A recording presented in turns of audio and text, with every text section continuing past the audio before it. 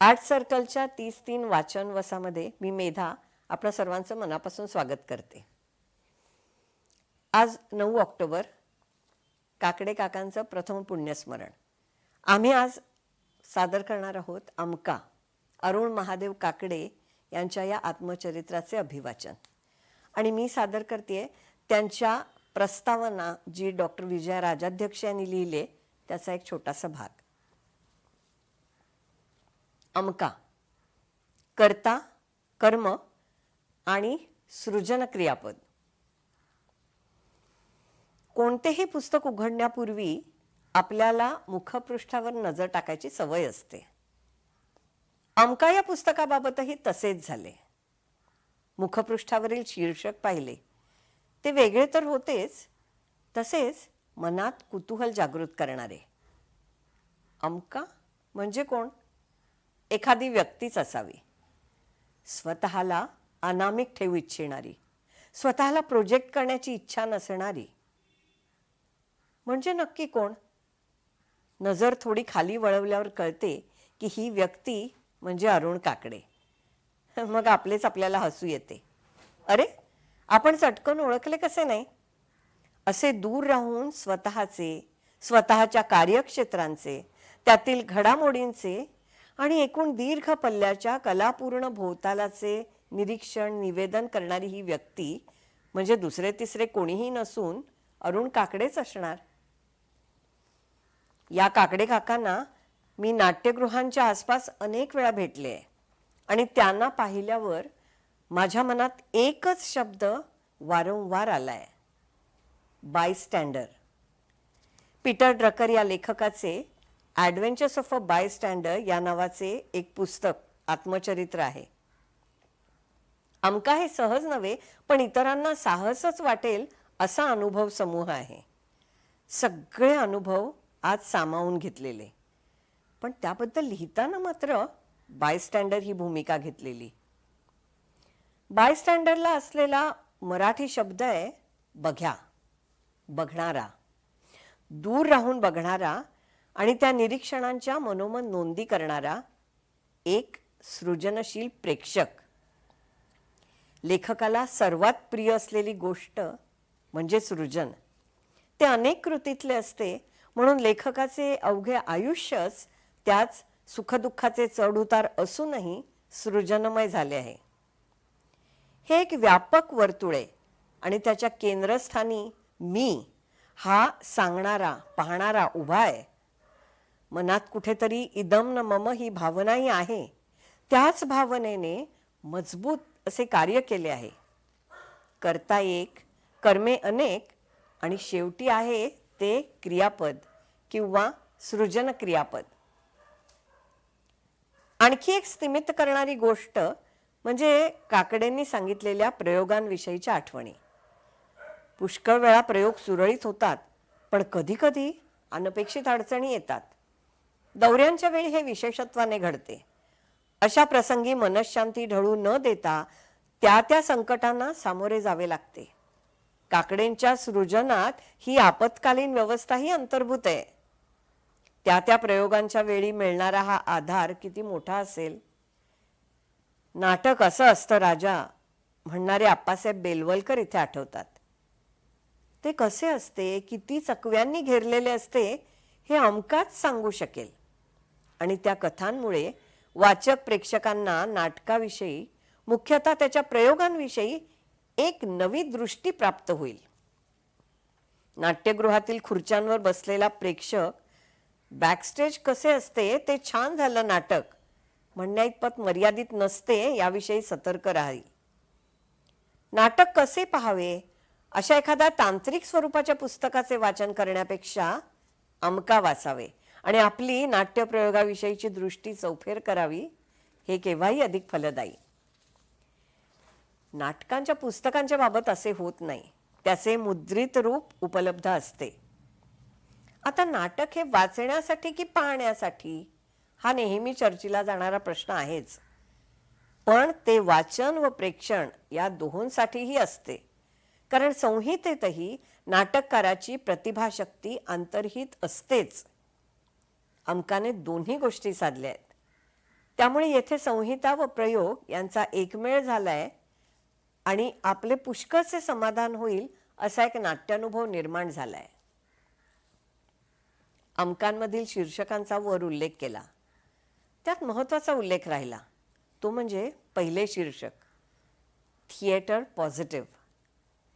यात स्वतःच्या कामाचा आवाका, हे काम काकडेसारख्या व्यक्तींनाच का करावे लागते, किती तऱ्हेचे अनुभव आले, त्यातून शिक्षण ऊर्जा कशी मिळत गेली, त्यासाठी सुरुवात कुठून करावी, कुणाचे सहाय्य होईल, जुन्या आठवणी कोण सांगेल, असे प्रश्न आहेत. इथेच संवादाचा सूर सापडलाय. मनात पक्की आकडेवारी आहे. 200हून अधिक नाट्यकृती, जवळजवळ 5000 प्रयोग. खूपच मोठा आवाका. पण त्याची भीती न बाळगता अमका स्वतःच्या रंगभूमीचे अवकाश न्याहाळतो आणि पहिली घंटा देतो. स्मरणाचा पडदा उघडतो. आधी स्वगत, मग संवाद, कधीकधी दोहोंचे संमिश्रण. नांदी सुरू होते. मधोमध अमका हा सूत्रधार आणि त्याच्या दोन्ही बाजूंना विंगांनाही ओलांडून गेलेले असंख्य साथीदार. त्यांनी आळवलेला कोरस, पण त्यातही स्वतंत्रपणे ऐकू येणारा अमकाचा अनेक आंदोलने असलेला आवाज. Theatre positive. ओ पॉझिटिव्ह हा कुणाशीही जुळणारा ब्लड ग्रुप. त्यामुळे जणू जन्मापासूनच सर्व रक्तगटांना देता आले. मग गेले द्यायचे राहून असे काय? काहीच नाही. अमकाला नव्हे तर अरुण महादेव काकडे या व्यक्तीला हा प्रश्न कधी पडला असेल का? स्वतःला काय दिले? खूप. पण आणखी काय राहिले? या फरफटीतून एखादा ओरखडा उठला, एखादी ठेच लागली, एखादी जखम झाली. अशा वेळी पत्नीचे हात तर हाती होतेच, आणखीही काही व्यक्तींचे. त्यातल्या काही काळाच्या पडद्याआड निघून गेल्या, काही दुरावल्या, काही नेहमीच जवळ राहिल्या. ही त्याचाच लेखाजोखा मांडण्याची वेळ आणि ओ पॉझिटिव्हच्या रक्तदानाची ही वेळ. रंगभूमीच्या अवकाशात कुणालाही ऐकू न येणारे स्वगत म्हणण्याची वेळ. तो एकच क्षण, पण तो कधी उलटतो हे समजत नाही. पुन्हा एकदा धमन्यातून रक्त सळसळू लागते आणि त्या शुद्ध रक्ताचा आविष्कार चालू होतो. आता आणखी एक सृजन प्रक्रिया. कर्ता अमका, कर्म सृजन आणि तेच क्रियापदही. सृजनात एकांत असतो आणि लोकांतही. हे कळले की ते सगळेच प्रश्न विरतात आणि फक्त उत्तर उरते किंवा उत्तरार्ध.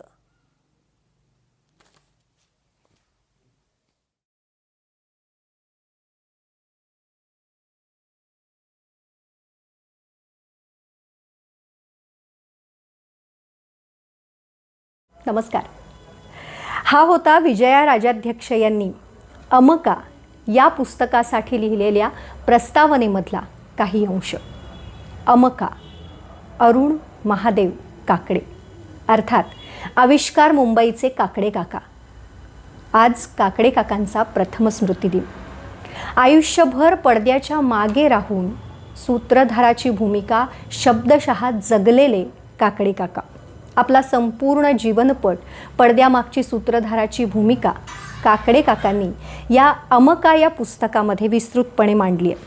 पुस्तकाचं नावसुद्धा काय, त्यांच्या विचारधारेप्रमाणेच सामान्यातला अमका तमका. पण पुस्तक वाचताना मात्र वाचकाला पुस्तकाचं पान पान त्यांचं असामान्यत्व दाखवत राहतं. अमकामधल्या काही भागाचं अभिवाचन केलं आहे सुप्रसिद्ध अभिनेते सचिन खेडेकर यांनी.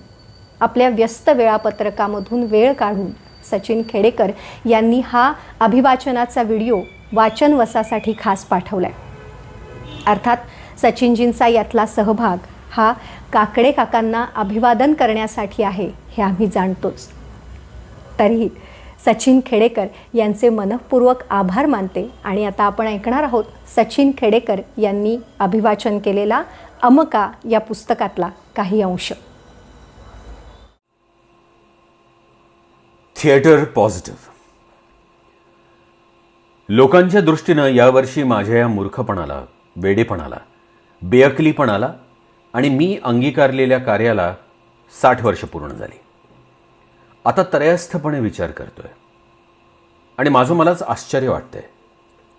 एवढी वर्ष अथकपणे एका कार्यासाठी, जगण्याच्या प्रयोजनासाठी मी सर्वस्वानं झोकून दिलं. कसं? कुठून मिळाली ही शक्ती, प्रेरणा, हे डेडिकेशन, हे डिवोशन?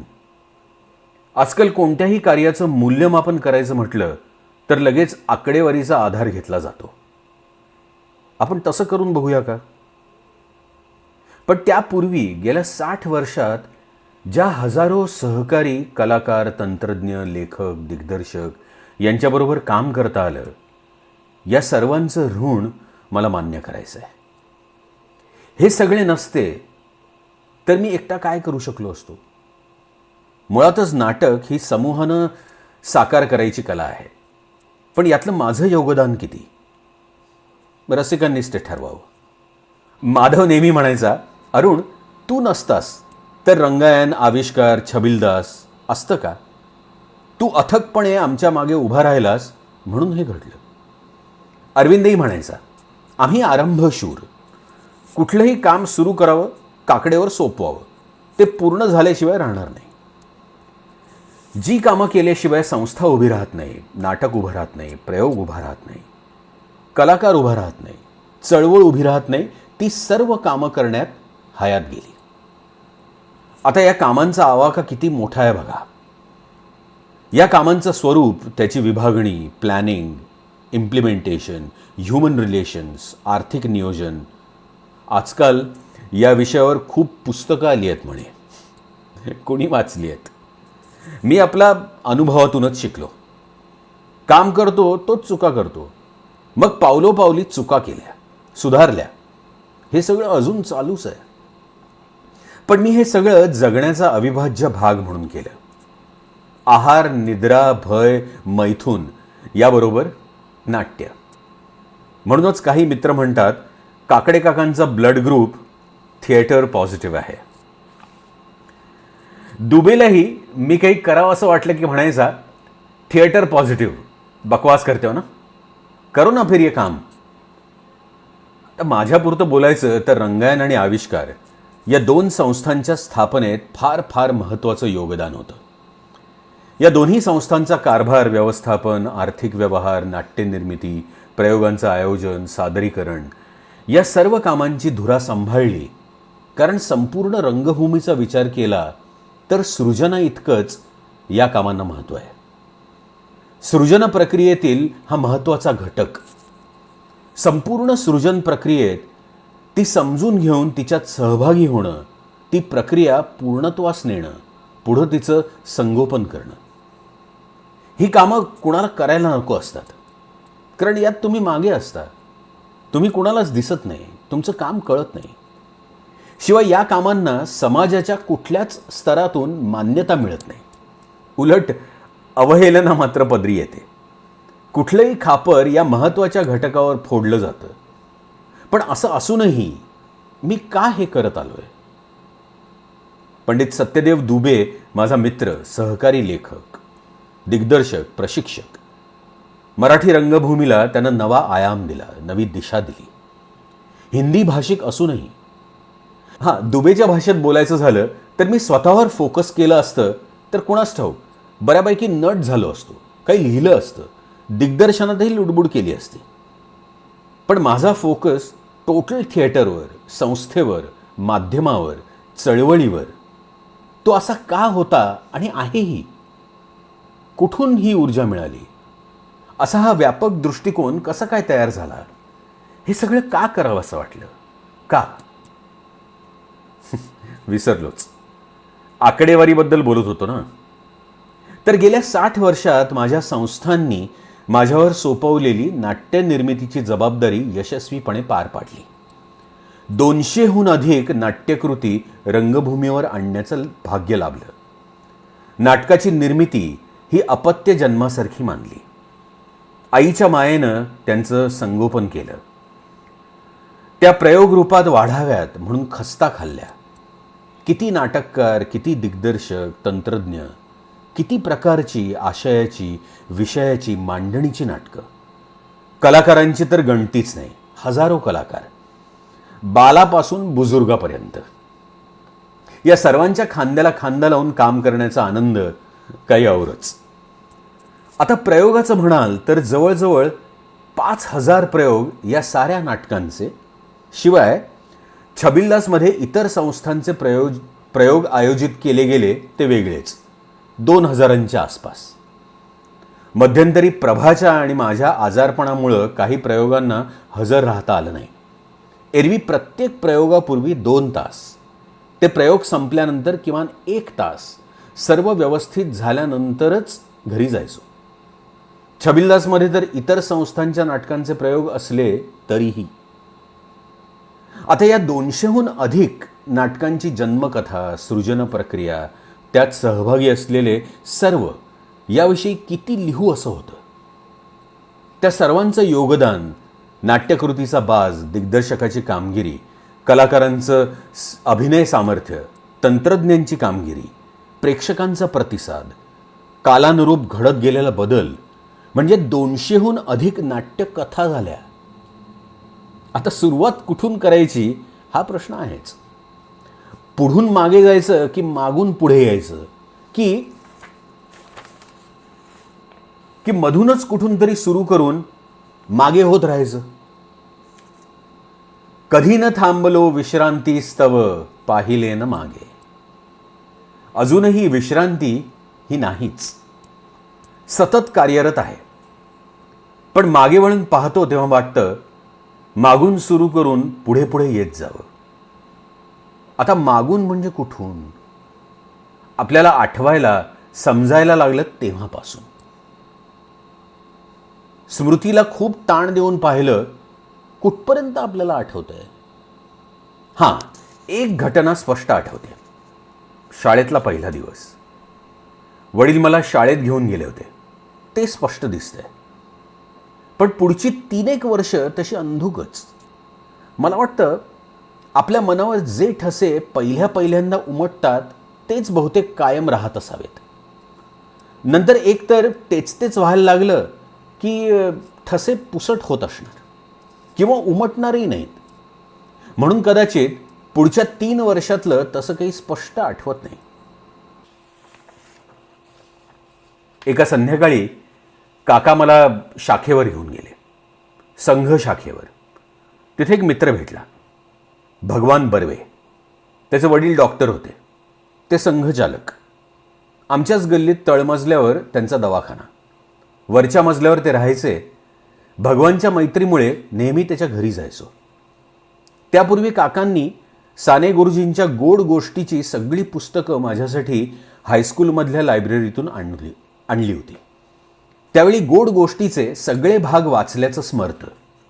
फार हळुवारपणे लिहिलेल्या त्या सगळ्या गोष्टी वाचताना कधीकधी रडायला यायचं.